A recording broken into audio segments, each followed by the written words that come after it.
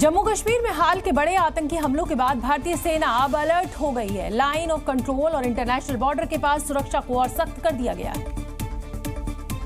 और सुरक्षा के इन कड़े इंतजामों के तहत बॉर्डर के नजदीकी क्षेत्रों में नाकेबंदी कर दी गई। सेना के जवान आधुनिक हथियारों से लैस बॉर्डर की सुरक्षा में मुस्तैद हैं और आने जाने वाली हर गाड़ी और व्यक्ति की कड़ी चेकिंग की जा रही है। इसके साथ ही एआई आधारित सीसीटीवी कैमरों का इस्तेमाल कर दिन रात 24 घंटे निगरानी रखी जा रही है। ये एआई कैमरे उन्नत तकनीक का प्रयोग करते हैं जो संदिग्ध गतिविधियों का तुरंत पता लगाने में सक्षम है। इसके अलावा डॉग स्क्वाड की मदद से भी गाड़ियों की चेकिंग की जा रही है।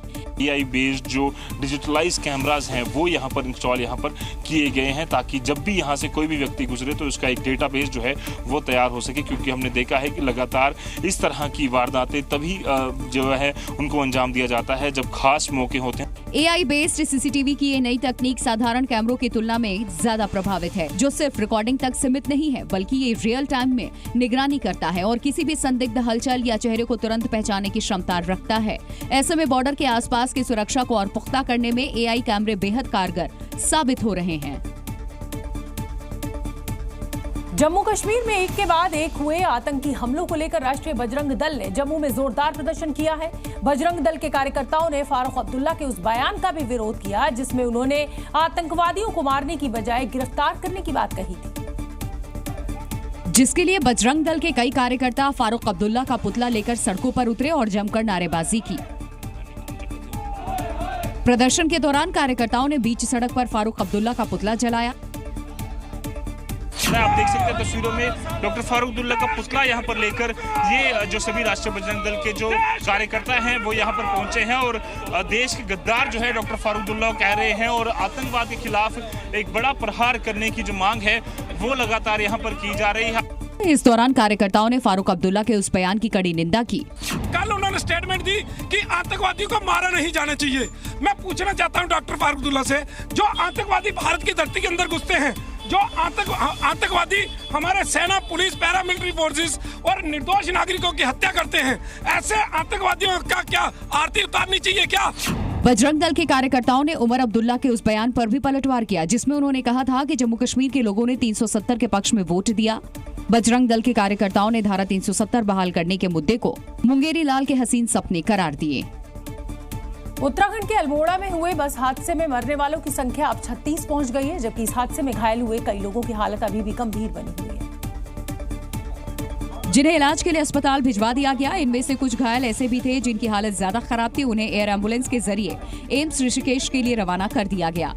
यह हादसा तब हुआ जब अल्मोड़ा के मारचुला के पास एक बस बेकाबू होकर गहरी खाई में गिर गई। बताया गया कि इस बस में 40 से ज्यादा लोग सवार थे। अचानक बस का बैलेंस बिगड़ने की वजह से यह हादसा हुआ, जिसके बाद वहां अफरा तफरी मच गई। हादसे की जानकारी मिलते ही स्थानीय प्रशासन के साथ एसडीआरएफ ने मौके पर पहुंचकर मोर्चा संभाल लिया। आसपास के लोग भी इकट्ठा हो गए और राहत बचाव का काम शुरू किया गया। कई घायलों को निकाल करके अस्पताल पहुंचाया गया। मुख्यमंत्री ने घायलों को तुरंत इलाज मुहैया कराने का निर्देश दिया। अभी तो हमारी प्राथमिकता है कि घायलों को तत्काल जो है इलाज मिले, जिससे कि उनका स्वास्थ्य जो है जल्दी ठीक हो, और इसके लिए सभी अस्पतालों को भी निर्देशित कर दिया गया है। सभी अधिकारी मौके पर जा रहे हैं। इसके साथ ही सीएम धामी ने पीड़ित परिवार को सहायता राशि देने की भी घोषणा की। जिनकी डेथ हुई है उनको 4 लाख उनके परिवार को देने की घोषणा हुई, और जो घायल हैं उनको 1 लाख रुपए की माननीय मुख्यमंत्री जी की ओर से राहत देने की घोषणा हुई। मुख्यमंत्री ने कुमाऊं कमिश्नर को इस हादसे की न्यायिक जांच के भी आदेश दिए। देश में नेता क्रेडिट लेने के लिए कुछ भी करने को तैयार है। केरल की पिनराई विजयन सरकार के मंत्री ने कोच्चि में यू टर्न का उद्घाटन किया, जिसका वीडियो भी सोशल मीडिया पर वायरल है, जिसमें केरल में उद्योग मंत्री पी राजीव पूरे प्रोटोकॉल के साथ आते हैं। उनके साथ पुलिस भी है और मंत्री जी लोगों से हंसते मुस्कुराते बात करते हुए अपने लक्ष्य की तरफ बढ़ते हैं। इस दौरान मंत्री जी एक भी फ्रेम मिस नहीं करना चाहते और कैमरे की ओर देखते हुए हाथ भी हिलाते हैं, और यू टर्न का फीता काटने के लिए उन्हें कैंची थमाई जाती है, जिसे बाकायदा पर्पल कलर के फीते से डेकोरेट किया गया था। मंत्री जी फीता काटने से पहले पूरा माहौल बनाते हैं और अपने बगल में खड़े छुट भैया नेता से बात करते हैं और फिर कैमरे की तरफ देखते हुए यू टर्न का फीता काटते हैं। बगल में खड़ा पुलिस अधिकारी भी मुस्कुराता हुआ नजर आता है। हंसते मुस्कुराते हुए आगे निकल जाते हैं। सोशल मीडिया पर वीडियो वायरल होने के बाद लोग मंत्री जी को ट्रोल कर रहे हैं। लोगों का कहना है कि ऐसी सरकार में जहां उद्योग बंद हो रहे हैं और उद्घाटन करने के लिए कोई नई परियोजना नहीं है, मंत्री यू टर्न और स्पीड ब्रेकर का उद्घाटन करने में रह गए हैं। उत्तर प्रदेश की राजधानी लखनऊ में डेंगू तेजी से फैल रहा है। डेंगू से निपटने के लिए स्वास्थ्य विभाग की टीम पूरी तरह से तैयार है और अस्पतालों में डेंगू मरीजों के लिए अलग से वार्ड भी बनाए गए हैं। लेकिन जिस तरह से डेंगू मरीजों की संख्या बढ़ रही है, उसने चिंता जरूर बढ़ा दी है। हम आपको बता दें कि आंकड़ों के मुताबिक लखनऊ में डेंगू मरीजों की संख्या ने 2100 का आंकड़ा पार कर लिया है, यानी 2000 से ज्यादा पेशेंट्स डेंगू के दाखिल हुए हैं अस्पतालों में। बुखार पीड़ित मरीजों की 4 से 6 दिनों में ही प्लेटलेट काउंट्स गिर रही है, जिसके चलते प्लेटलेट्स की रोजाना 400 यूनिट मांग बढ़ गई है।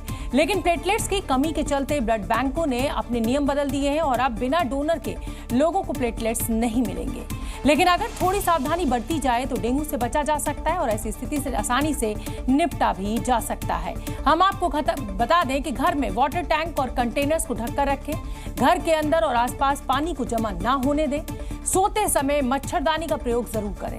दिन के समय मच्छरों के काटने से बचने के लिए पूरे आस्तीन के कपड़े पहने, बुखार आने पर डॉक्टर की सलाह पर ही दवा का उपयोग करें और साथ ही साथ उत्तर प्रदेश सरकार को भी ज्यादा सजग होना पड़ेगा ताकि उत्तर प्रदेश के नागरिकों को डेंगू से बचाया जा सके। अगली खबर का रुख करेंगे। कर्नाटक की राजधानी बेंगलुरु में दिवाली दिन की गई शरारत पर एक शराबी पर यह शरारत भारी पड़ गई और उसे जान देकर इसकी कीमत चुकानी पड़ी। 22 साल का एक युवक शराब के नशे में अपने दोस्तों के चैलेंज पर पटाखों के डिब्बे पर बैठ गया और जैसे ही पटाखे में आग लगती है, सारे दोस्त वहां से रफू चक्कर हो जाते हैं, लेकिन वो युवक वहीं पटाखे पर बैठा रहता है और जोरदार धमाके के साथ ये पटाखा फट जाता है और वो उछलकर वहीं जमीन पर गिर जाता है। गंभीर रूप से घायल 22 साल के शबरीश को अस्पताल में भर्ती कराया जाता है, जहां 2 नवंबर को इलाज के दौरान उसकी मौत हो जाती है। Zee News।